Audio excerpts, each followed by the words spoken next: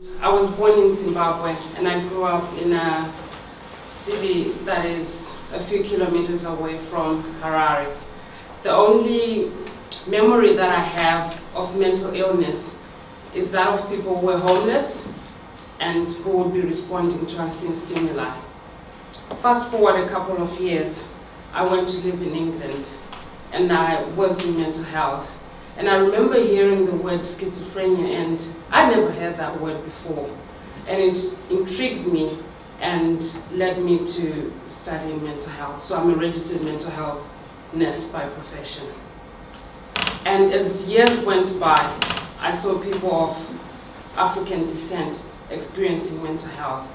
But I know from where I come from that mental health is caused by evil spirits.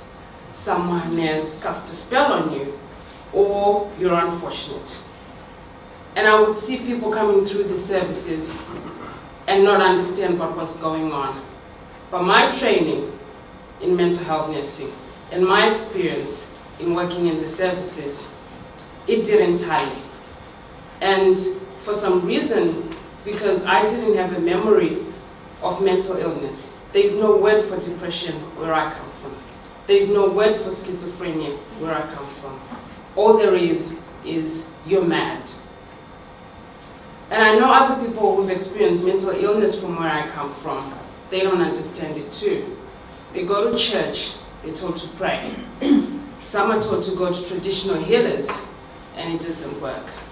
Because we believe, or where I come from, I believe that mental illness is caused by evil spirits, or if someone has cast a spell on you. I came to Australia 8 years ago and I started working as a mental health nurse. And I saw more and more people coming through the doors and using services, but they would not engage with the services because we don't understand, or where I come from, we don't understand schizophrenia, we don't understand bipolar. But I knew exactly what they were experiencing. And I believed, like the rest of us and many more, that this is a first world problem and it doesn't happen to us. But that was until I got diagnosed with depression. So I found myself in a situation where I was about to lose my career, we had a mortgage to pay and kids to look after. And I remember going to the doctor one day in my pajamas. I just woke up, dropped off my kids, and went to see my GP. And he said he was worried about me. So my awareness of mental health, I knew exactly what was going on with me, but I could not accept it. Because I knew by accepting it, I'm accepting that someone's cast a spell on me. I'm accepting that evil spirits are involved with whatever I was going through. So all my knowledge and all my experience went out the door. All I could see was no hope. And that is because where I come from, if you've got a mental illness, that's almost the end of your life. You live on the streets, there's no hope, you don't go to work, and sometimes families shun you. I could not talk about my experience with my friends or family because the few that I tried to speak to told me I had to go back to Zimbabwe to see a traditional healer. Some told me that I did not have enough faith in God, and I knew and I know that I do have that faith. So I would pray and I'll feel better. But I wake up the following morning and I still feel the same. It was so dark, there was no hope, and I couldn't see past the situation that I was in. My GP then prescribed me antidepressants. And I went home, and I remember I was so scared because all I saw was those people that I had seen when I was growing up. And because of what I was experiencing, the anxiety, the paranoia that came with it, and misconstruing things that people have said, I had all seen it in services.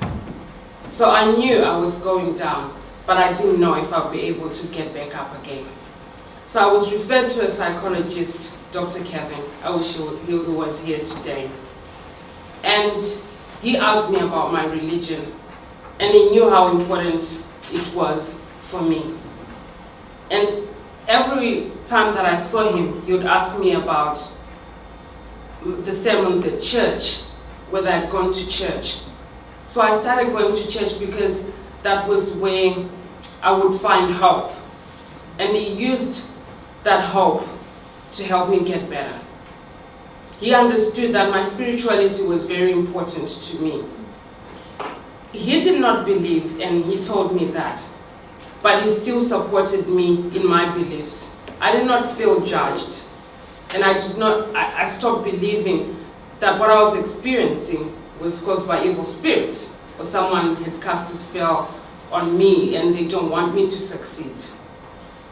So I started getting better, and I knew from the day that I felt myself again that I had to help others.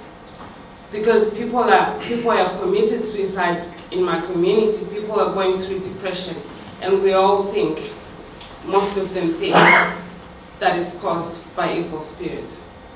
So I've started working with not-for-profit organizations to raise awareness of mental health, what it is in the Western world, the help that is available compared to the beliefs of where we've come from. So I'm here today as their voice, to inspire somebody out there who's experienced what I've experienced, who's struggled to sleep, who's lost their appetite, who's isolating themselves, because that's what I did. I stopped talking to everybody around me, all the people who loved me. It almost destroyed my marriage. I couldn't play with my kids as I used to, and I knew that there was something going on with me. But nobody from my community encouraged me to go and seek help. So I want to be that person that will encourage others to seek psychological help, because it does help, and it's helped me. Thank you.